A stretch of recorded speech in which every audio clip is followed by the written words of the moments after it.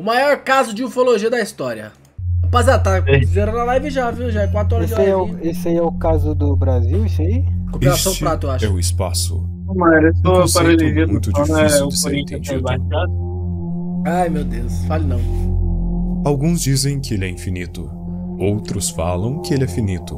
Porém tão grande aos nossos olhos que parece infinito. Mas a pergunta é: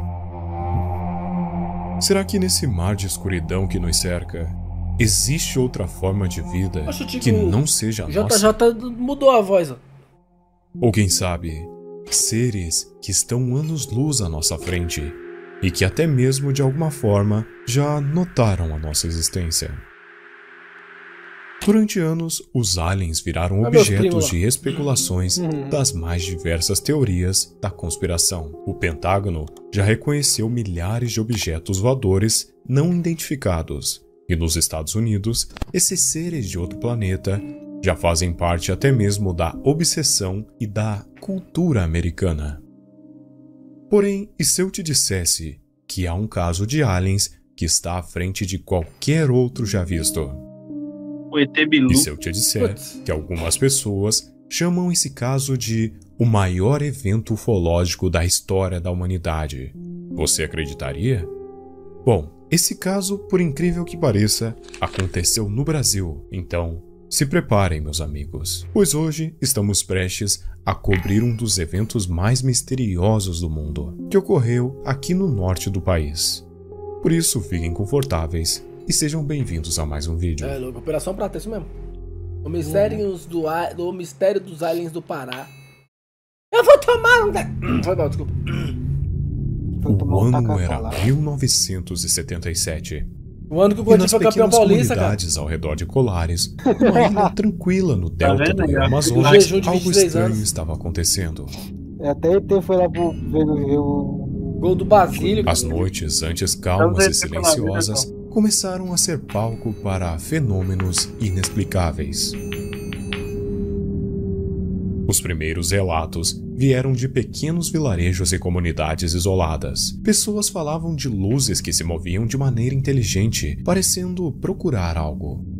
As luzes, muitas vezes descritas como esferas luminosas ou cilindros brilhantes, aproximavam-se silenciosamente, mas os efeitos que causavam eram perturbadores. Homens e mulheres começaram a aparecer com marcas inexplicáveis em seus corpos, queimaduras e pequenas perfurações, como se tivessem sido picadas ou submetidas a uma espécie de exame. O medo se espalhou rapidamente em uma comunidade tão próxima, onde todos se conheciam. E bateu aquele fogo do meu braço, né? Aquele fogo do meu braço.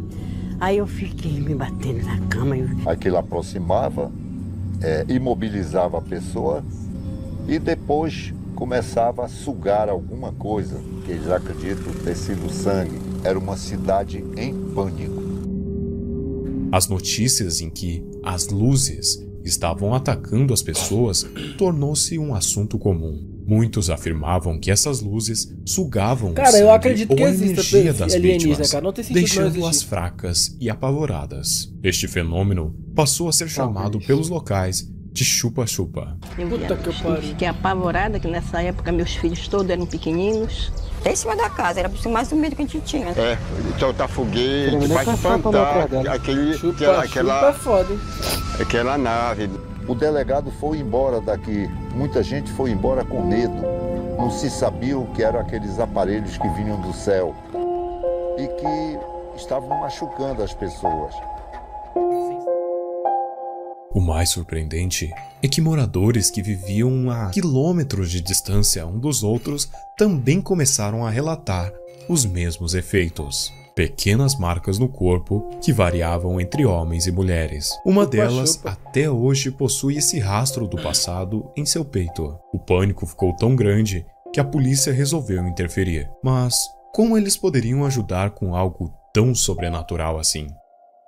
Foi então que, sem recursos e com a população em desespero, eles apelaram para a Força Aérea Brasileira. Foi então que o capitão Bolívia Soares Nogueira de Holanda Lima, um militar experiente e respeitado, foi chamado para liderar uma missão de investigação. Essa missão foi batizada de Operação Prato, devido à descrição dos moradores que diziam que os objetos pareciam com pratos e discos voadores. Como é que eu Os vou saber, habitantes Wesley? locais estavam apavorados e muitos se recusavam a sair à noite. Nas casas do interior da região, era possível ouvir as cantigas religiosas e as orações contra aquilo que eles pensavam ser um mal maior. Outros acendiam fogueira e estavam preparados para lutarem com o que quer que aquilo fosse. cara tá O caçando Capitão no bicho. Holanda pediu para que os moradores se acalmassem e se acampou Ninguém com faz, seus ninguém homens em pôs alguma um das filme, ô, casas Vinícius? abandonadas que lá existiam. No início, os fenômenos pareciam elusivos e que os moradores, na verdade, teriam enlouquecido. Porém, as coisas começaram a piorar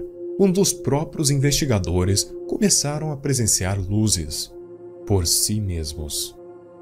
Um dos militares voltou do mato em que estava caminhando e disse: "Eu vi uma luz naquela direção." Porém, a mesma luz não voltou a aparecer. Eles duvidaram dele, mas os relatos se tornavam mais e mais frequentes. E noites sem dormir, com certeza lhe renderam frutos. E foi então que o capitão notou que talvez os moradores daquela região não haviam enlouquecido. A equipe começou a registrar fotografias e filmagens de luzes que se moviam de maneira inteligente, mudando de direção abruptamente e parecendo Mais ou menos, observar os humanos. Eles documentaram esferas luminosas, objetos em formato de disco e luzes que pareciam sondas. O Capitão Holanda, cético por natureza, ficou intrigado e, ao mesmo tempo, perturbado com o que via. Enquanto os dias passavam, a equipe continuava a coletar dados, entrevistando mais testemunhas e registrando mais avistamentos. As histórias eram consistentes: luzes descendo do céu, interagindo de maneira inexplicável com as pessoas e o ambiente. Algumas testemunhas relataram que as luzes pareciam ter uma intenção, como se estivessem Caraca, o problema é que realizando ninguém tem algum um tipo de bagulhozinho exame tipo meio que, ou pô, coleta. tá vendo aqui? Apesar Aqui é da o pedaço da crescente nave, coleção sei lá, de algum evidências, bagulho. o Capitão Holanda e a sua equipe não conseguiram encontrar uma explicação lógica para os fenômenos. A operação, inicialmente planejada para ser breve, prolongou-se por meses. O mais estranho é que um caso que rendeu 500 fotografias, 16 horas de filmagens e 2.000 páginas de relatório detalhado simplesmente foi interrompido do dia para a noite. E a maioria desses registros foram arquivados e mantidos em sigilo pela Força Aérea. Alguns desses documentos foram revelados ao público apenas em 2008, enquanto o restante permanece longe dos nossos olhos. Em dezembro de 1977, a Força Aérea Brasileira tomou a decisão de encerrar a Operação Prato. Os motivos para o encerramento ainda são objetos de especulação. Oficialmente, a operação foi concluída porque não havia mais o que investigar. No entanto, existem teorias que sugerem outras razões, como a falta de resultados mais conclusivos, a pressão para encerrar uma missão sem respostas definitivas ou mesmo o receio de lidar com algo potencialmente fora do controle humano. A notícia do encerramento da Operação Prato rapidamente se espalhou. A mídia, que já estava acompanhando os eventos com crescente interesse, reagiu de diversas maneiras. Os jornais locais e nacionais publicaram Mas será que depois artigos que, sobre o tipo, exemplo, encerrou as investigações, ainda continuou tendo coisa ainda lá? término da investigação, com manchetes que variavam de relatórios objetivos a abordagens sensacionalistas. Alguns veículos de imprensa optaram por explorar o mistério e o medo em torno dos eventos. Manchetes chamativas e histórias exageradas começaram a surgir, sugerindo teorias da conspiração e encontros com extraterrestres. Relatos de luzes atacando moradores Operação foram Prato, dramatizados, Vinizeira. que as O maior imagens caso de ufologia capturadas da pela história. equipe da Força Aérea foram amplamente divulgadas, muitas vezes fora de contexto. A cobertura sensacionalista teve efeitos mistos. Por um lado, aumentou a curiosidade e a fascinação do público sobre os fenômenos inexplicáveis. Por outro, alimentou o medo e a paranoia entre os habitantes da região e o público em geral. Teorias de invasões alienígenas e experimentos secretos proliferaram, muitas vezes ofuscando os relatos mais sérios e as evidências coletadas pela equipe de Holanda. Mas será que um caso tão interessante como esse acabaria assim do dia pra noite Sim. seria esquecido? Ouvimos muito falar em casos de aliens fora do país, mas um dos casos mais surpreendentes ocorreu aqui, e ele é encerrado? Bom, para a maioria sim, mas para alguns, não.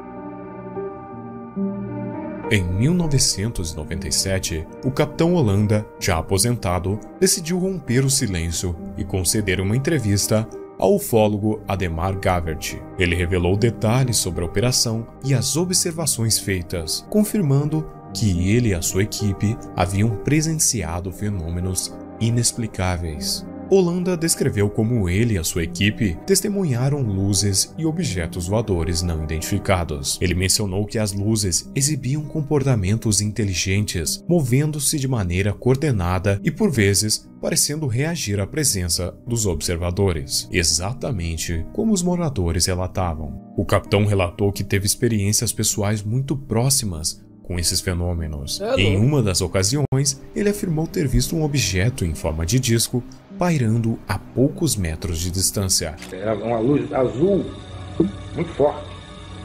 Ela veio acompanhando a lateral, a margem do rio oposta onde nós estávamos. Ela veio acompanhando e a gente vendo, olha ali.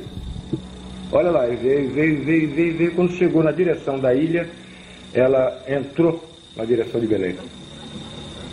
Mas estava muito baixo, na altura das árvores, passando a copa das árvores.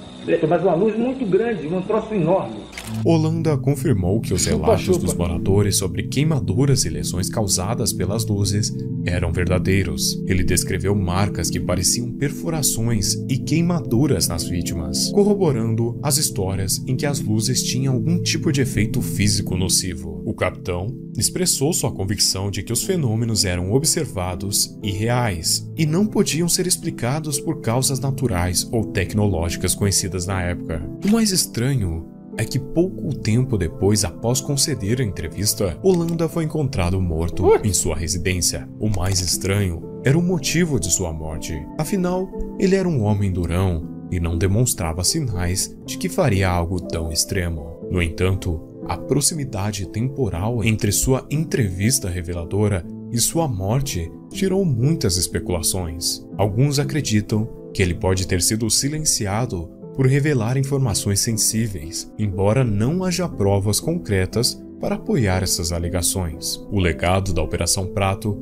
perdura. A história de luzes misteriosas, encontros inexplicáveis e a morte suspeita de um capitão aposentado continua a intrigar e fascinar as pessoas. O testemunho de Holanda, combinado com as evidências desclassificadas, solidificou Colares como um dos casos mais bem documentados e misteriosos da ufologia mundial. E assim, a pequena ilha no Pará permanece um ponto brilhante no mapa dos mistérios não resolvidos do nosso planeta.